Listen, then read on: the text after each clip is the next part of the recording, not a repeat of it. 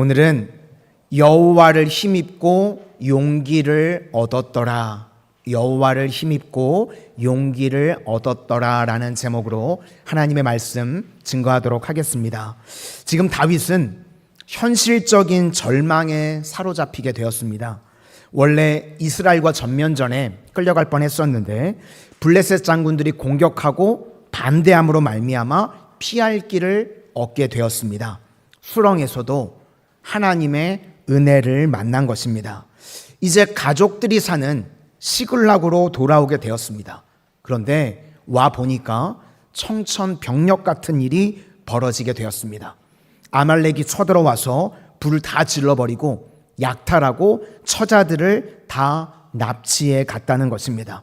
충격과 슬픔이 얼마나 컸던지 다윗도 통곡을 하고 온 부하들도 통곡을 했습니다. 그래서 4절을 보니까 울 기력이 없도록 소리를 높여 울었더라. 이렇게 울고 난 다음에 끝난 게 아니라 이제 절망한 부하들이 다윗을 공격합니다. 돌로 쳐 죽이자. 그 내용이 6절입니다. 백성들이 자녀들 때문에 마음이 슬퍼서 다윗을 돌로 치자 하니. 지금 다윗은요, 대충 살지 않았습니다. 최선을 다해서 열심을 다해서 살았습니다. 그런데 결과가 안 좋습니다. 우리 인생도 마찬가지입니다. 우리 중에 넘어지고 깨진 사람들을 보면 열심히 살지 않았기 때문이 아닙니다. 최선을 다하지 않았기 때문이 아닙니다. 최선을 다했는데 때로는 내 인생 가운데요, 세상 소망이 다 사라진 것 같아 보일 때가 있습니다. 갈 길이 없고 아무런 힘도 없는 상황에 놓일 때가 있다는 것입니다. 오늘 본문에 다윗이 다급할 때요, 3가지를 잘했던 것 같습니다. 그래서 일어나게 됩니다. 우리 성도님들도 인생의 저마다 어려운 문제 앞에 다급함 가운데 오늘 다윗의 이 길을 믿음으로 걸어감으로 말미암아 우리도 다윗과 같이 일어서게 되는 주의 종들이 다 되시기를 소망합니다. 첫 번째 단계는 하나님의 힘으로 용기를 얻었다는 것입니다. 용기라는 말이요, 원문에는 없습니다. 하나님의 힘으로 일어섰다. 하나님의 힘을 갖게 되었다. 그런 표현입니다. 그러니까 하나님의 힘을 갖게 된 게 무엇인가 하면 내면에 믿음이 생긴 것입니다. 하나님이 주시는 힘으로 이제는 용기를 가진 것입니다. 우리가 요즘 멘붕이라는 말 많이 쓰죠. 결국은 내면이 무너지게 되면요, 우리의 인생이 다 무너져 내리게 된다는 겁니다. 그때 할 일이 무엇인가? 내가 힘쓰고 애쓰고 노력하고 더 최선을 다하고 그런 거 아닙니다. 지금 최선을 다했습니다. 노력을 했습니다. 그런데도 무너집니다. 그때 할 일은요, 예수님 바라보는 것입니다. 광야에서 이스라엘 백성들이 뱀에 물렸습니다. 물론 원망하다가 뱀에 물렸습니다. 그런데 하나님이 살 길을 주십니다. 장대 끝에 놋뱀을 쳐다보면 산다. 그 놋뱀이 상징하는 것이 무엇인가 하면 예수님의 십자가입니다. 요한복음 3장 14절을 보니까 모세가 광야에서 뱀을 든 것 같이 인자도 들려야 하리니 이는 그를 믿는 자마다 영생을 얻게 하려 하심이라. 그러니까 우리가 눈을 들어서 주님을 바라보는 것, 그것이 중요하다는 겁니다. 그때 하나님의 힘이 내 인생 가운데 다가와서 내가 용기를 갖게 된다는 것입니다. 지금 너무나도 다급합니다. 그런데 다윗과 사울, 다른 점이 무엇인가? 사울왕은 다급하니까요, 무당 찾아가죠. 막 이것저것 엔돌에 무장 찾아가고 막 그럽니다. 그런데 다윗은 다급할 때 여호와를 힘입고 용기를 얻었더라. 오늘 예배의 자리에 나오신 우리 모든 성도님들도 인생의 다급함 가운데 다윗과 같이 여호와를 힘입고 용기를 얻는 주의 백성들이 다 되시기를 축원합니다. 우리 인생이요, 대체 언제 넘어지고 중지가 되는가? 내 힘으로 노력을 하다가 거기서 멈추면 쓰러지게 됩니다. 대충 산 게 아니라요, 열심을 다하고 최선을 다하다가 쓰러지게 됩니다. 예수님의 제자들도 보시면요, 나름 열심을 다했습니다. 그래서 예수님을 내 열심으로 어디까지 따라갈 수 있는가? 십자가까지는 따라갑니다. 그런데 예수님이 십자가 지시니까요, 다 흩어지고 나가 떨어집니다. 사탄이 하는 일이 무엇인가 하면 마태복음 16장을 보니까 베드로가 예수님께서 십자가 지시겠다고 말씀하시니까 막아서죠. 그때 예수님이 사탄아, 내 뒤로 물러가라. 사탄이 우리에게도 하는 일이 무엇인가 하면 죽인다라고 협박하는 겁니다. 그러면 죽지 않기를 찾아서요, 그냥 거기서 멈춰버리고 끝내버립니다. 지금 다윗의 위기가 그겁니다. 죽인다. 죽을 상황입니다. 죽음 앞에 서 있습니다. 그런데 우리 믿는 자들이 부활의 능력이 무엇인가 하면 우리는 죽음 너머가 있다는 겁니다. 죽음에서 그치는 것이 아니라 그 너머의 힘이 있다는 겁니다. 그게 하나님의 힘이고요. 신약으로 넘어오면 그게 부활의 능력이라는 것입니다. 부활의 능력은요, 오늘에서 내일로 연결이 되는 힘입니다. 하나님을 힘입으면 하나님을 힘입는다는 것이 무슨 뜻인가? 여기서 끝나는 것이 아니라 하나님의 힘 때문에 오늘과 내일이 연결이 된다는 겁니다. 미래를 향해서 나아갈 수 있는 능력이 생긴다는 겁니다. 오늘도 삶의 문제 가운데 나는 끝났어, 더는 갈 곳이 없어, 그런 분들이 계십니까? 그때 하나님을 힘입어 용기를 얻은 다윗과 같이 미래를 향해서 나아갈 수 있는 힘을 얻는 시간이 다 되시기를 소망합니다. 그러면 능히 이길 수 있다는 것입니다. 많은 사람들이요, 이렇게 어려움을 당하게 되면 자꾸 과거를 돌이켜보게 됩니다. 과거에 내가 실수했지, 내가 하나님 앞에 범죄했지, 그래서 결국은 죄책감 때문에요, 거기에 사로잡혀서 꼼짝 못하는 인생들이 많이 있다는 겁니다. 만약에 우리가 잘해서 보상을 받는 것이라고 그러면요, 그건 복음 아닙니다. 내가 다 잘했습니다, 잘해서 앞길 환하게 열리더라, 그건 복음 아닙니다. 우리가 크리스천이라고 하는 거는요, 과거에 다 실패했다는 겁니다. 우리가 아무리 발버둥 쳐도 최선을 다해도 결국은 죄인으로 드러나는 겁니다. 우리가 다 깨져 있는 모습이고요, 실패한 모습입니다. 그래서 크리스천이라는 건 할 말이 없는 사람들입니다. 그런데 그때 하나님 쳐다보면 내게 힘 주시고, 또 용기를 얻는다는 것이 무엇인가 하면 내 공로가 아니고 내 노력이 아니고 내가 뭘 했기 때문이 아니고 우리는 은혜라는 것입니다. 주님께서 준비해 주시고 내 인생의 앞길을 이끌어 주시는 줄로 믿습니다. 인생 가운데요, 사탄의 음성과 하나님의 음성이 차이점이 무엇인가? 사탄은요, 자꾸 우리를 정죄합니다.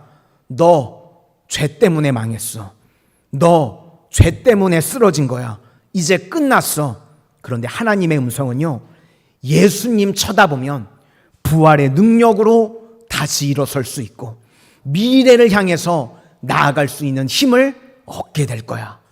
그게 우리 주님의 음성이라는 것입니다. 우리가 자꾸 어려움을 당하면요, 수치, 후회, 자책, 이런 것들로 자꾸 널브러져 있게 됩니다. 이때 다윗이요, 뭐라고 기도했겠습니까? 하나님, 나는 죄인입니다. 불쌍히 여겨주십시오. 하나님의 힘을 의지합니다. 내게는 내일이 없습니다. 하나님께서 오늘과 내일을 연결시켜 주옵소서. 그게 은혜의 힘이고 그게 여호와를 힘입고 용기를 얻었다는 뜻이라는 것입니다. 그러니까 내면에 믿음이 생겼다, 그런 뜻입니다.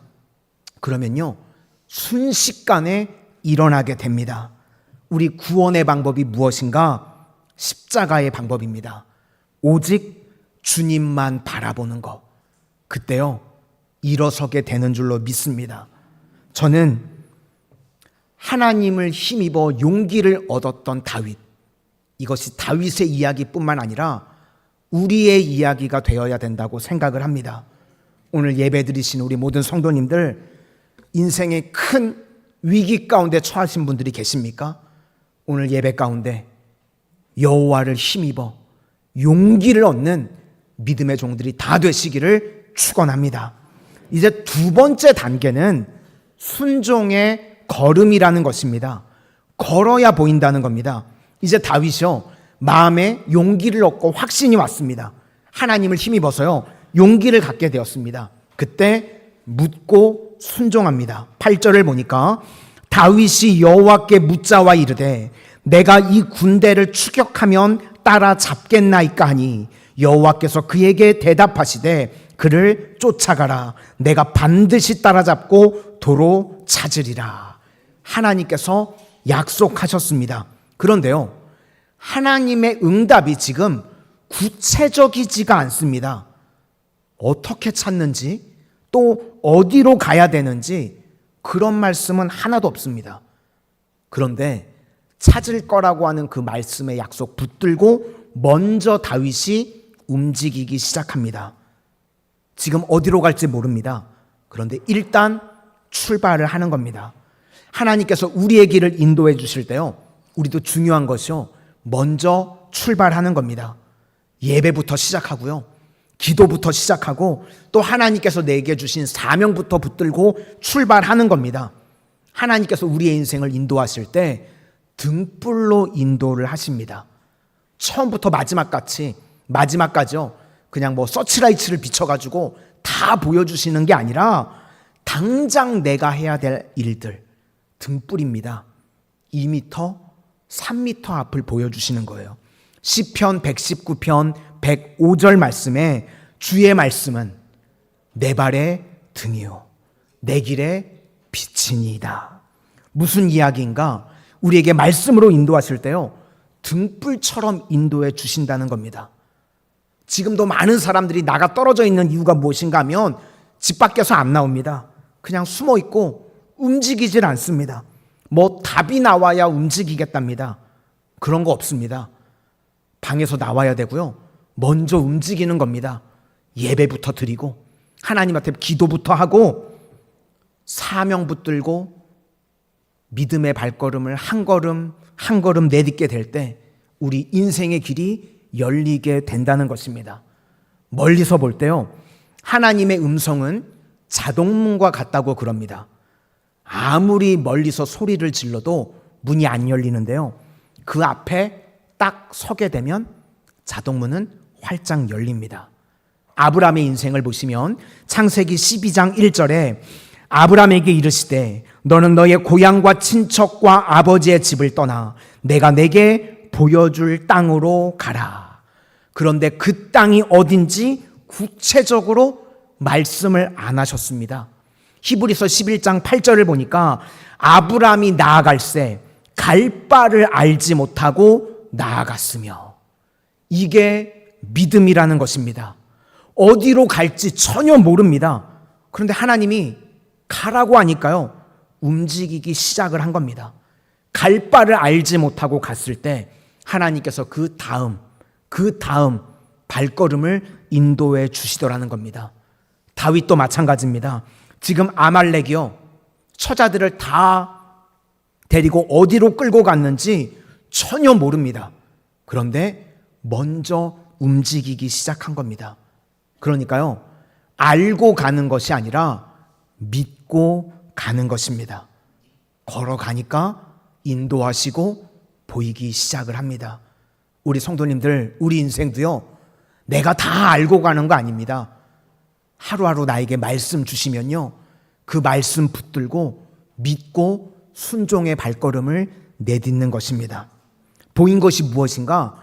중간에 애굽 소년 한 명을 발견하게 됩니다. 11절을 보니까 무리가 들에서 애굽 사람 하나를 만나. 그리고 13절과 14절을 보니까 너 정체가 뭐냐? 그랬더니 애굽 사람이고 아말렉 사람의 종이었다는 겁니다. 그런데 사흘 전에 내가 병들었는데 주인이 나를 병들었다고 버리고 갔다는 겁니다. 그러면서 이야기를 합니다. 나를 죽이지 않고 살려주시면 내가 아말렉의 길잡이가 되어 드리겠습니다.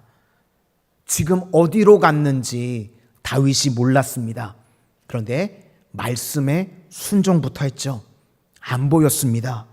그때 순종의 걸음이 있으니까 버림받은 애굽 소년을 보내주십니다. 그를 통해서요, 인간 내비게이션 역할을 해 주시더라는 겁니다. 우리가 믿는 하나님은요, 여호와 이레의 하나님이십니다. 우리 성도님들, 인생에 어떤 고난이 있다고 하든지 하나님께서요, 주의 자녀를 버린 게 아닙니다. 내 눈에는 보이지 않지만 여전히 하나님께서 나를 위해서 지금도 일하고 계시는 줄로 믿습니다. 여호와 이레 예비하고 계시고 준비하고 계시는 줄로 믿습니다. 다윗이 블레셋에서 돌아왔던 것도요, 블레셋 장군들이 막 공격하고 책임을 묻고 하니까 그래서 피할 길이 열리게 됐죠. 하나님이 일하신 겁니다. 다윗이 한 게 아무것도 없습니다. 또 돌아와서 처자식이 아말렉에 끌려간 거 어디로 갔는지 모르는 상황입니다. 그런데 한 명의 애굽 소년을 병들게 만들고 버림받게 만들었습니다. 이유가 무엇입니까? 다윗의 길잡이가 되게 하시려고 하나님께서 세밀하게 관여하시고 이끌어 주셨다는 겁니다. 우리 인생 가운데도 하나님께서 여호와 이레로 이렇게 이끌어 주시는 줄로 믿습니다. 그래서 우리가 해야 될 일이 무엇인가? 위기의 순간에요, 무조건 순종의 걸음이 있어야 된다는 겁니다. 순종의 걸음을 우리 성도님들 다 걸으셔서 하나님께서 내 앞길을 인도해 주시고 이끌어 주시는 은혜를 누리게 되시기를 주님의 이름으로 축원합니다. 마지막 세 번째 단계는 하나님께서는요, 시스템을 세우기를 원하신다는 겁니다. 주의 자녀들을 통해서. 그게 무엇인가 하면 친절입니다. 내가 친절하게 행하면요, 길이 열리고 승리를 주시고 시스템이 잡히게 된다는 겁니다. 우리가 신앙생활을 할 때 많은 사람들이요, 착각하는 게 있습니다. 올바름을 가지고 신앙생활을 하려고 그럽니다. 그런데 신앙생활을 할 때요, 은혜 받은 사람들은요, 친절함을 가지고 나아가는 것입니다. 마귀가 자꾸요, 우리를 이렇게 유혹합니다. 예수 잘 믿어라, 똑바로 믿어라. 옳고 그름이죠. 이게 무엇인가 하면 선악과 인생입니다. 무엇을 보든지 자꾸 옳고 그름으로만 따집니다. 우리가 다 죄인인데요, 죄인이 옳아봐야 얼마나 옳겠습니까? 그걸 율법주의라고 그럽니다. 항상 상대방을 볼 때요, 정죄하고 비판합니다. 선악과 인생. 맨날 옳고 틀리고를요, 내가 하나님의 자리에 앉아서 내가 판단을 하는 겁니다. 나중에 그런 분들을 보시면요, 자기도 메마르고 남도 다 죽이는 그런 존재밖에 안 된다는 겁니다. 다윗이 지금 은혜로 승리했습니다. 그가 했던 일이 무엇인가? 이제 무조건 친절을 베풉니다. 길을 가다가 애굽의 소년을 지금 하나 만났죠. 굶어 죽게 됐습니다. 그런데 사실 지금 다윗도 자기 코가 석자입니다. 처자식들이 지금 납치된 상황입니다. 누구를 돌봐주고 이럴 형편이 아닌데 병든 애굽 소년을요, 잘 먹이고 목마름을 해결해주고 돌보아줍니다. 이 사람이 길잡이가 될 걸 알고 도와준 게 아닙니다. 그냥 친절을 베푸니까요, 길이 열리게 되더라는 것입니다. 우리 삶도 마찬가지입니다.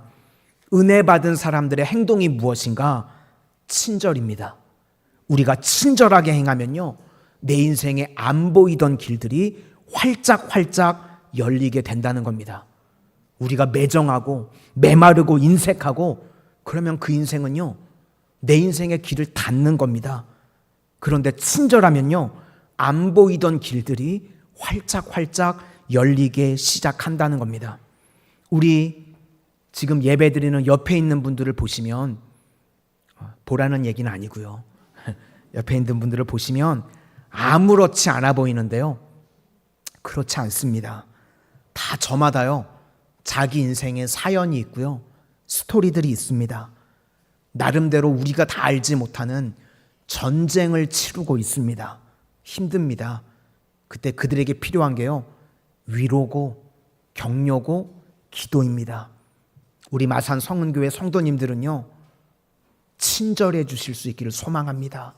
내 옆에 있는 사람들을 위해서요, 그를 격려하고 위로해주고 따뜻하게 대해주는 겁니다. 내가 친절해지면요, 때로는 장애물이라고 생각했던 것이 오히려 내 인생의 디딤돌이 될 때가 있다는 것입니다. 지금 다윗 공동체 안에 다윗의 부하들 가운데도요, 악한 사람들이 있었던 것 같습니다. 3일 만에 이제 처자식을 찾으려고 아말렉을 추격을 해야 되는데 600명의 부하 중에 400명은 아직 힘이 있어서 전쟁을 나갈 만한데 200명은요, 너무 지쳐 있었던 것 같습니다. 그래서 나가 떨어집니다. 그래서 부솔 시내가에서 이제 400명은 아말렉을 잡으러 가고 200명은 두고 갑니다. 그런데 하나님의 은혜로 400명이 갔는데도 대승을 거두게 되었습니다. 아말렉이요, 아마 자신들이 승리했다고 이제 막 술판을 벌리고 난리를 쳤었던 것 같습니다. 그때 400명이 기습을 해서 거의 전멸을 시키고 처자들을 도로 찾고 거기다가요, 엄청나게 많은 전리품까지 이제 가지고 돌아오게 되었습니다. 그런데 여기서 문제가 생기더라는 겁니다. 400명 가운데 22절을 보시니까 악한 자와 불량배라고 그랬습니다. 우리 가운데도요, 악하고요, 친절하지 않은 사람이 있습니다. 맨날 옳고 그름으로만 따지는 사람들이 있습니다. 지금 전쟁에 나갔는데 400명은 옳은 거고 나가 떨어진 200명은 옳지 않다는 겁니다. 옳고 그름으로만 따집니다. 그래서 그들에게는 처자들은 돌려주지만 전리품은 나누어 주면 안 된다. 이게 공평하다. 이렇게 이야기를 했다는 겁니다. 화평케 하는 자는 복이 있나니 라고 하는 책이 있습니다. 라리시 공동체의 장 바니에라고 하는 분과 스탠리 하워와스라고 하는 두 거장이 나눈 대화의 내용이 책입니다. 특별히 장 바니에가요, 이런 이야기를 책에서 합니다. 천국이라는 것이 무엇인가 하면, 우리는 천국이라고 그러면 하나님의 기적을 생각을 합니다. 그래서 못 듣는 사람이 듣게 되는 것, 그게 천국이다. 만약에 그렇다고 그러면 실제로 우리 삶 가운데 그런 기적은요, 날마다 체험하는 건 아닙니다. 그런데 천국이라는 것은 못 듣는 자가 기적적으로 듣게 되는 것이 아니고, 여전히 못 듣는 사람이라고 할지라도 일반적인 사람과 사귈 때 불편함을 느끼지 못하는 것이 천국이라는 것입니다. 우리가 배우지 못한 사람이 있습니다. 배우지 못할 수도 있죠. 그런데 천국이 무엇인가 하면 배우지 못한 사람이 많이 배워서 똑똑해지는 것이 아니라 배우지 못한 상태 그대로 머물러 있다고 할지라도 배운 사람과 함께 하게 될 때 하나도 불편하지 않은 것, 그게 천국이라는 겁니다. 가난도 그렇습니다. 예수 믿으면 부자 된다. 이거 아주 틀린 말은 아닌 것 같은데, 그런데 모두가 부자 되는 건 아니죠. 예수님도 보시면 끝까지 가난하셨고요. 가난이 어떻게 보면 은사인 사람도 있습니다. 예수 잘 믿어도 가난한 사람이 있습니다. 성경에 부자와 거지 나사로, 거지는 끝까지 거지로 살다가 믿음으로 천국에 가고요. 부자는 이 땅에서는 부자로 살았지만 영접하지 않아서 지옥에 갑니다. 그러면 천국이 무엇인가 하면 가난한 사람이 부자 되는 것만이 아니라 가난한 사람이요, 부자들과 어울려도 하나도 불편하지 않은 곳이 천국이라는 겁니다. 그게 장 바니에의 이야기입니다. 이사야 11장 6절 이하에 우리가 찬양으로도 많이 부르죠. 우리가 꿈꾸는 나라입니다. 사막에 샘이 넘쳐 흐르고 사자와 어린 양이 함께 뛰노는 곳입니다. 원래는요, 사자와 어린 양이 부닥쳐서 도망치고 잡아먹고 그래야 되는 겁니다. 또 어린아이가요, 독사굴에 손 집어넣으면 막 물리고 그래야 되는 겁니다. 그런데 어린 양이 사자와 있어도 하나도 불편하지 않고, 어린아이가 독사굴에 손을 집어넣어도 하나도 불편하지 않은 곳, 그게 하나님 나라라는 것입니다. 교회는요, 모든 사람을요, 사자같이 만드는 곳이 아닙니다. 우리가 약할 수 있습니다. 어린 양 같을 수 있고요, 어린아이 같을 수 있습니다. 그런데 교회 공동체는요, 그럼에도 하나도 불편하지 않은 것입니다. 다윗 공동체가 그런 공동체가 됩니다. 이 사건을 통해서 다윗이 규례를 세우는데 몸이 약해서 전쟁에 나가지 못했던 200명 참여하지 못했지만 전리품 함께 나눈다는 겁니다. 그게 우리가 꿈꾸는 나라라는 겁니다. 그리고 다윗 나라예요. 그것을 규례로 세웁니다. 시스템을 만들었다는 겁니다. 은혜 받은 사람은요, 친절을 베푸는 겁니다. 은혜 받은 자로서의 친절이 오히려 내 길을 만들고요, 은혜 받은 자로서의 친절이요, 내 인생의 승리를 가져다 주고, 나중에는 은혜 받은 자로서의 친절이 다윗 왕국의 기초를 세우게 되었다는 겁니다. 그래서 다윗 왕국은 어떤 곳인가? 한마디로 은혜의 나라입니다. 이사야 55장 1절을 보니까 오라 너희 모든 목마른 자들아 물로 나오라 돈 없는 자도 오라 너희는 와서 사 먹되 돈 없이 값 없이 와서 포도주와 젖을 사라. 이게 하나님 나라의 공동체라는 것입니다. 다윗이 이 경험을 다 하고 난 이후에 이제 이스라엘의 왕이 됩니다. 우리 인생도 마찬가지입니다. 하나님께서요, 우리 성도님들 한 분 한 분을 사랑하고 계심을 믿으시기를 바랍니다. 우리를 위해서요, 하나님이 다 예비하고 준비하고 계십니다. 그런데 자꾸 내 눈앞의 문제만 쳐다봐서 숨이 그냥 턱턱 막혀서 나는 최선을 다했는데, 열심을 다했는데 절망밖에 없습니다. 이렇게 널브러져 있지 말라는 것입니다. 과거 때문에요, 오늘이 무너져서는 안 된다는 겁니다. 믿음이 무엇인가 하면 나는 자격 없는 자이지만 내일과 연결이 되고 미래와 연결이 되는 겁니다. 이유가 무엇인가? 예수님 때문에. 그래서 하나님을 힘입어 용기를 얻는 것, 그것이 믿음입니다. 주님만 바라보는 겁니다. 괴로울 때 주의 얼굴 보라. 오늘도 주님 얼굴을 믿음으로 볼 수 있는 주의 거룩한 백성들이 되실 수 있기를 소망합니다. 그리고 두 번째 단계는 이제 믿음이 생기면 행동하셔야 됩니다. 걸음이 있어야 된다는 겁니다. 걸음이 있으면요, 하나님께서 이제 내 길을 보여주시기 시작합니다. 그러면 이제 인생 가운데 승리가 주어집니다. 그러면 그 다음에 주의 자녀들이 해야 될 일이 무엇인가? 친절입니다. 친절이요, 내 인생의 길을 만들고, 친절이 우리에게 승리를 주고, 친절이 우리로 하여금 하나님 나라가 되게 만드는 원동력이 된다는 겁니다. 이게 은혜로 승리하는 하나님 백성들의 나라입니다. 그게 교회고요, 그게 가정이고, 그게 우리가 걸어가서 나중에 이룰 일들이라는 것입니다. 오늘 종합적으로 설명해 보면 이 위기 가운데 다윗은 오히려 모든 것들을 다 얻게 됩니다. 잃어버렸던 가족을 다시 찾고요, 이것 때문에 약했던 군대가요, 강한 군대가 돼서 나중에 왕이 될 만한 그런 국방력을 갖추게 되고, 거기다가 하극상이 일어나서 다윗을 돌로 쳐서 죽이려고 그랬었는데 이 사건 이후에 다윗의 권위가 세워지게 됩니다. 그리고 악한 사람들의 이기적인 행동으로 정의를 외치는 사회가 아니라 은혜가 지배하는 사회, 친절이 지배하는 사회의 시스템을 세우게 되었다는 겁니다. 그리고 이제 평생 원수였던, 다윗을 죽이려고 했던 사울, 그 다음 장 31장에 가면요, 알아서 죽습니다.